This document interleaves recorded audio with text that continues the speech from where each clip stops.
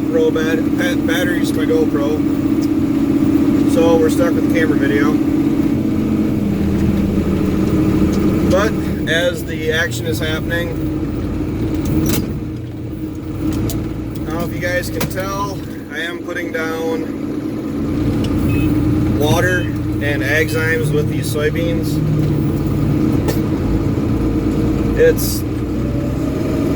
Well, I planted 3 acres without the Agzymes, water, whatever. So I'm going to be able to see this fall as to whether or not I got a yield bump with it or not, if it's worth the trouble. It's really not a whole lot of trouble dealing with this fertilizer on the planter, because when we were doing corn, we were going about 40 acres of fill. With the soybeans, I'm going about 30. If I have to tell you any updates that are really glaring at me right now that I want to put on this corn planter for next year, it's not a corn planter, it's a planter. It plants all sorts of different crops, but the first thing that comes to mind as of right now would be 3 bushel boxes. The most I can get at best is maybe 15 acres of fill before I have to go back to the seed tender and refill. I'm losing a lot of time that way. It's really irritating. Now, if I could get back to like we were doing with corn, with those 3 bushel boxes, I should be able to plant about as many acres with the bigger seed boxes doing soybeans as we can currently cover right now doing corn. Probably less, no, not quite as much, I guess, but it would be a definite improvement. If I could plant 30 acres at a time, it'd be great. Now, if we had a CCS planter, that'd be even better, right? But you deal with cards you're dealt. This planter is infinitely better than that 6-row we had. And no, you couldn't get us to go back to a 6-row. Dad was just telling us the other day about playing with the 4-row. Now I was old enough that I did get a help with the 4-row quite a bit. We didn't update to a 6-row until I was in 6th grade. So I have plenty of memories of planting and harvesting with running a 4-row planter and a 4-row corn head. Compared that to running this 12-row now, that'd be unbearable. It really would be. Even combining corn, even updating to like an 8-row corn head and going to like a 16-row planter. Now, understand, I'm looking down the road. I'm not looking at what we'd like to do this year or next year. But I'd almost rather, because Ryan was telling me that, if you go to a 16-row planter, he's like, you're stuck with an 8-row corn head. Now, that is true, but you'd still be able to harvest more than what we're currently doing with that 6-row. And myself, I feel that I would rather be able to get the crop in and planted and growing sooner and faster compared to potentially having to take longer to get done planting. It took us from start to finish about 3 weeks. We started the last week in April, and we had a week down there.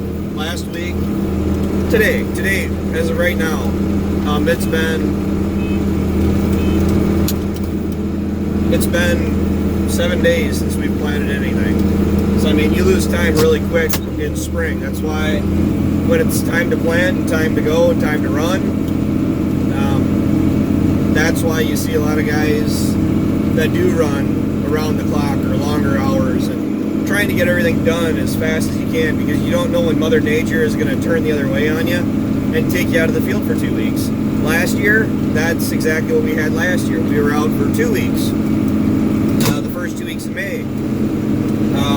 We were able to do what? We planted for 2 days and then being shut down for couple weeks. That is terrible. Similar thing happened to us last fall. We could have been harvesting about the 1st of October, first week of October, and I don't think we started until about the 20th. So that's my mindset when I look at doing field work. As far as being able to put in long hours and get the job done, you don't know when you're going to get shut down again. Like right now, we could have planted yesterday. I think you guys already are aware of that. We're planting today. We have tomorrow, but they're already saying rain tomorrow night, tomorrow afternoon, late afternoon. We'll be done by tomorrow, by noon at the latest. If you guys can catch Ryan in the background, he's back that way somewhere. He's chasing me with the harrow right now, smoothing these beans out. These are my beans. Preference. I like having the field smoothed off and leveled, and any of the ridges that are made from the planter or whatever else are filled in, smoothed off. Because when I come back in with the bean head this fall, I have every intention, which I always do, running it flat right down on the ground. Oh. And this right here is going to be the last pass for this farm.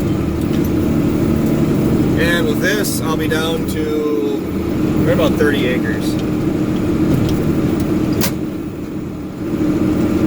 You guys are seeing I'm dropping the marker arms back and forth, at least not right now, but I was.